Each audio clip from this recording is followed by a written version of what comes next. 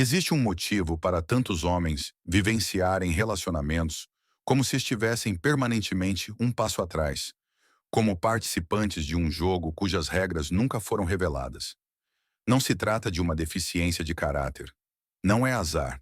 E certamente não é o destino. É a falta de consciência das forças que operam abaixo da visibilidade. Forças que não pedem consentimento, não obedecem à justiça moral e não se importam com seus ideais de amor. O desconforto começa no momento em que você percebe que muito do que lhe ensinaram sobre o desejo é uma história reconfortante, não uma verdade prática. Quando Arthur Schopenhauer escreveu O Mundo como Vontade e Representação, ele não estava tentando bajular ninguém. Ele estava delineando um mecanismo. Em sua visão, o ser humano não é movido por uma escolha racional elevada, mas por uma força cega, antiga e impessoal, que ele chamou de vontade. Uma energia que se expressa por meio de impulso, atração, fixação e ilusão, particularmente na esfera sexual. O que você rotula como escolha é muitas vezes mera execução. O que você experimenta como sentimento é, frequentemente, um comando biológico. Essa vontade não possui moralidade. Ela não recompensa o esforço, não reconhece a bondade, nem honra o sacrifício emocional. Usa o romance como isca.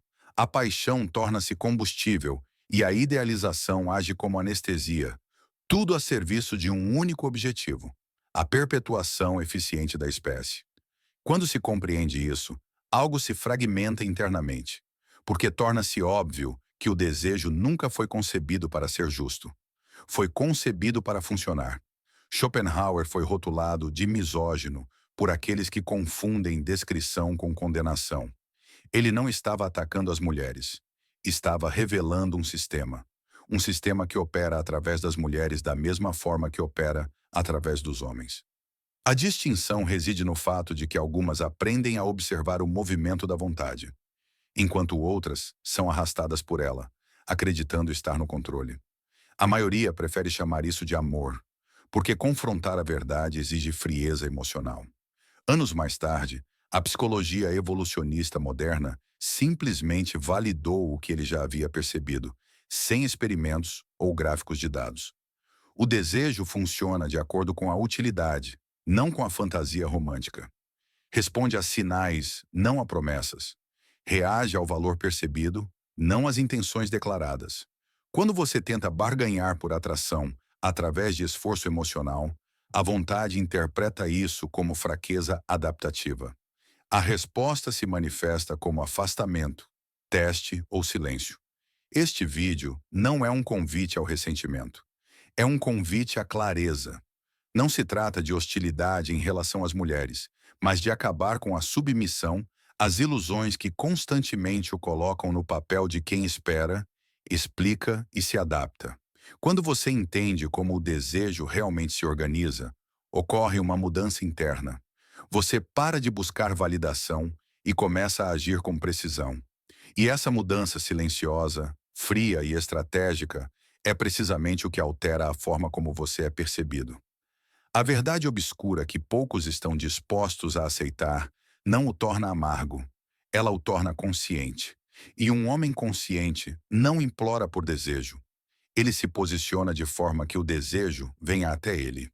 Existe um comportamento que parece virtuoso na superfície, mas corrói por dentro, e quase todo homem o pratica sem saber.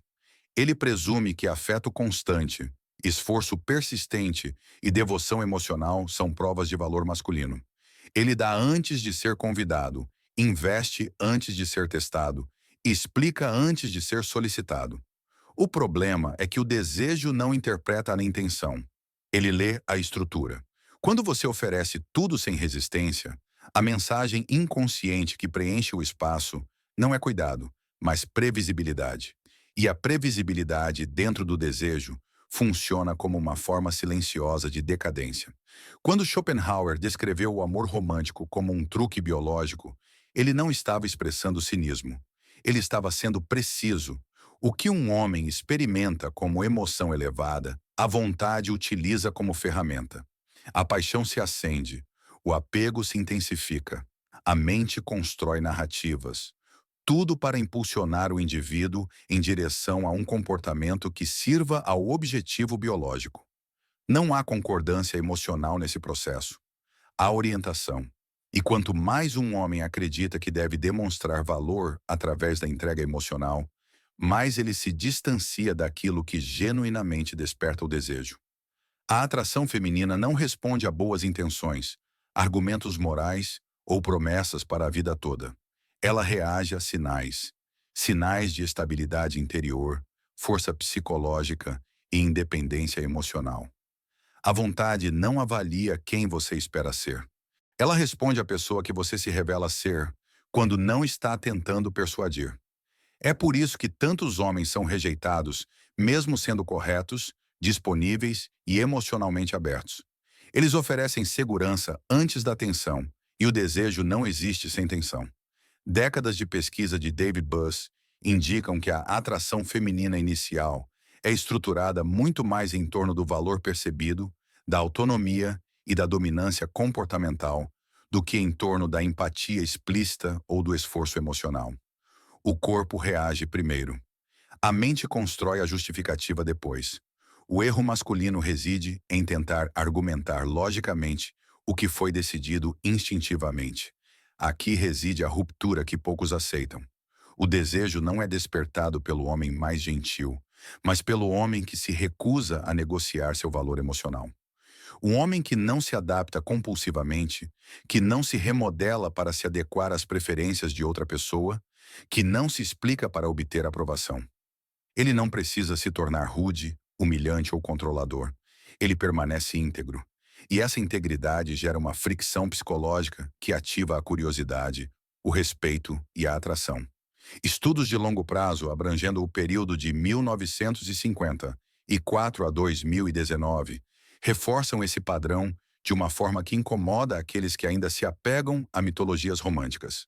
A atração sustentada correlaciona-se mais fortemente com a autonomia e a autodireção percebidas do que com a empatia emocional explícita. Isso não implica frieza emocional, mas sim economia emocional. O homem que se esvazia muito rapidamente comunica necessidade em vez de presença. Aplicar isso requer disciplina. Reter o investimento emocional prematuro não é se afastar, mas sim ser seletivo.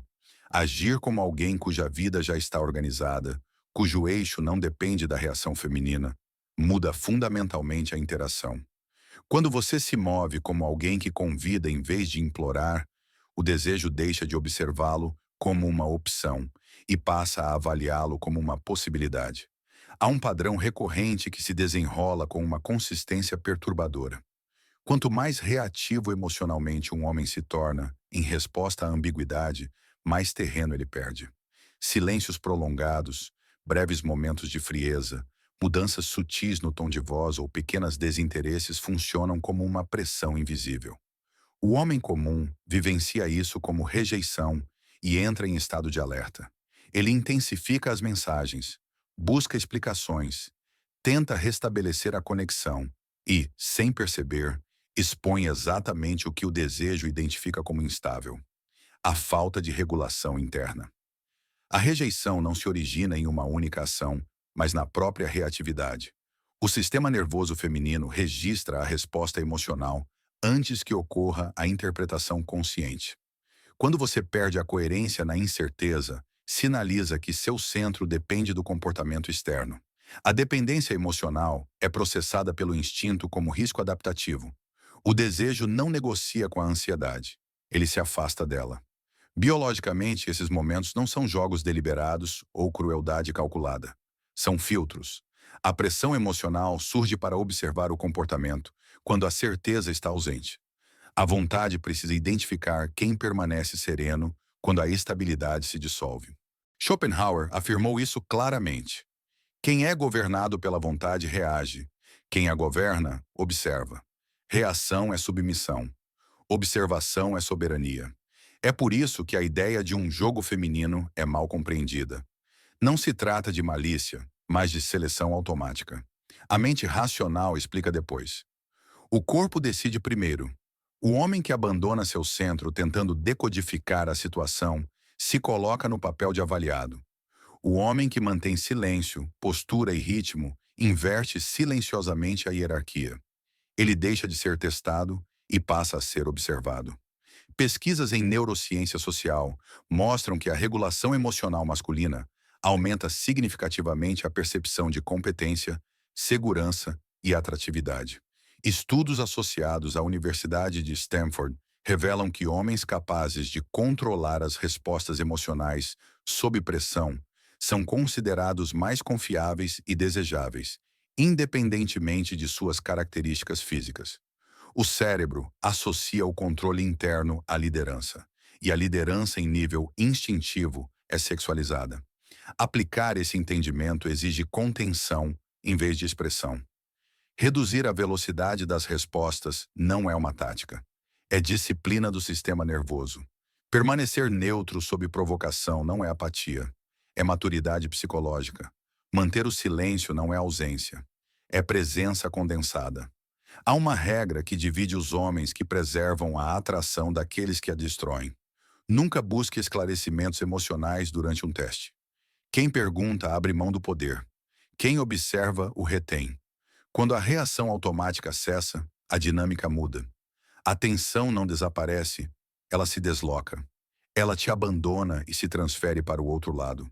E dentro dessa transferência, o desejo começa a se reorganizar. Até este ponto, existe compreensão. Mas compreensão não é domínio. A maioria dos homens consome informações, reconhece padrões, concorda intelectualmente e ainda assim reage da mesma forma quando a pressão surge. Porque a questão não é o conhecimento, mas a ausência de um sistema que estruture o comportamento, a interpretação emocional e a tomada de decisões sob estresse. O código da sedução não é motivação, nem um roteiro de falas. É um condicionamento estratégico projetado para ensinar como a atração realmente se forma psicológica e comportamentalmente. Ensina como ler sinais antes que se transformem em rejeição. Como manter a coerência emocional à medida que a tensão aumenta e como posicionar o valor sem demonstrar carência ou esforço excessivo. Esses métodos não são amplamente divulgados porque exigem maturidade, contenção e clareza interior. Este código não é para quem busca aprovação, é para quem quer deixar de ser governado por reflexos emocionais e assumir o controle da interação. Quem o adota aprende a agir com precisão, onde antes reagia impulsivamente. Aprende a manter o silêncio onde antes se explicava em excesso. Passa a ser desejado não pelo que promete, mas pelo que projeta. O acesso está na descrição e no comentário fixado. Quem sente que compreendeu muito e aplicou pouco, já sabe por que este passo é importante. Existe um erro que parece socialmente admirável, e por isso muitas vezes passa despercebido. O homem se apresenta como confiável, previsível, acessível, sempre disponível. Ele responde instantaneamente, reorganiza sua agenda, antecipa necessidades e presume que a consistência agrega valor. O que ele não percebe é que, dentro do desejo, a previsibilidade excessiva o posiciona como a opção segura. E a segurança não gera tensão. Ela acalma. E o que apenas acalma acaba perdendo a carga erótica. Schopenhauer identificou o destino do desejo satisfeito com uma precisão desconfortável. A vontade deseja apenas enquanto existe resistência. Uma vez que o objeto cede completamente, o impulso se dissipa em tédio. Não porque a pessoa tenha perdido valor, mas porque o valor psíquico depende do contraste. O que não exige esforço deixa de atrair a atenção instintiva. O desejo não se apega a garantias. Ele se move em direção ao que permanece inconquistável. Aqui reside outra inversão que poucos aceitam. O desejo não é criado pela ausência física, mas pela independência psicológica. Você pode permanecer presente e ainda ser escasso se sua vida não girar em torno da validação feminina. Um homem com direção, estrutura e prioridades carrega uma indisponibilidade tácita. Ele não desaparece nem se retira teatralmente. Simplesmente recusa-se a entregar-se emocionalmente antes que haja reciprocidade. Pesquisas da Universidade de Rochester sobre autodeterminação mostram que a autonomia percebida aumenta significativamente a atração. Quando a presença é escolhida em vez de necessária, o valor se altera. O desejo responde à liberdade, não à dependência. A autonomia gera respeito. O respeito sustenta a atração. Aplicar isso requer reestruturação interna, não desempenho externo. Priorizar a missão, a rotina e o desenvolvimento pessoal em detrimento da validação não é motivação, é estratégia. Quando a energia flui para algo maior do que a da aprovação, a presença se aprofunda, a fala se torna mais precisa, a necessidade de explicações diminui, não para parecer misterioso, mas porque a comprovação se torna desnecessária. O homem que compreende isso altera a dinâmica silenciosamente. Ele não planeja a ausência. Ele constrói uma vida que limita naturalmente a disponibilidade emocional. E essa limitação é interpretada não como rejeição, mas como valor. O desejo não busca o que implora, ele se aproxima do que não precisa.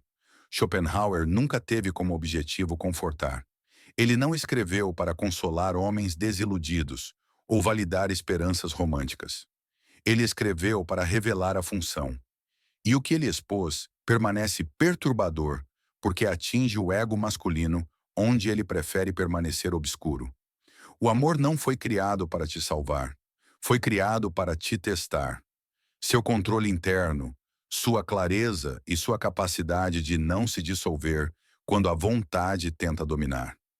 O fracasso na atração não surge da falta de qualidades, mas da adoção da postura errada em relação ao desejo. O homem busca ser escolhido quando deveria ser completo.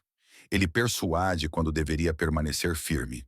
Ele agrada quando deveria simplesmente existir em sua própria direção. Ao fazer isso, ele abandona o eixo da interação e começa a operar por necessidade. E a necessidade nunca é erotizada instintivamente. A verdade obscura é ao mesmo tempo simples e libertadora. No momento em que você para de buscar aprovação, você muda de categoria. Você passa da abundância para a raridade. O desejo não se organiza em torno daqueles que dão demais, mas em torno daqueles que não são emocionalmente acessíveis sem discernimento. Essa mudança é interna. Ela começa quando a validação feminina é removida do centro da identidade e substituída pela autorreferência. A sedução não é prazerosa, não é carência. É presença sem dependência, desejo sem súplica, manter-se firme mesmo quando testado, provocado ou confrontado com a rejeição. As mulheres não respondem ao homem que se explica demais ou exige compreensão. Elas respondem ao homem que se autogoverna, porque o autogoverno comunica segurança, direção e valor sem esforço. É aqui que o código da sedução se encaixa. Não como mais uma coleção de truques, mas como um sistema para observar a vontade em movimento. Um mecanismo que ensina o reconhecimento antes do envolvimento. Estrutura emocional sob pressão. Presença independente da reação. Não é uma ferramenta para conquistar mulheres. É um método para parar de se perder. Aqueles que compreendem a vontade param de ser levados por ela. Aqueles que dominam esse código não reagem cegamente, não se justificam em excesso e não negociam seu valor. Eles observam, escolhem e agem com precisão. A diferença entre os homens que constantemente provam seu valor e aqueles que se tornam desejados não é a aparência, a sorte ou a retórica. É o domínio do jogo interno antes de entrar no externo.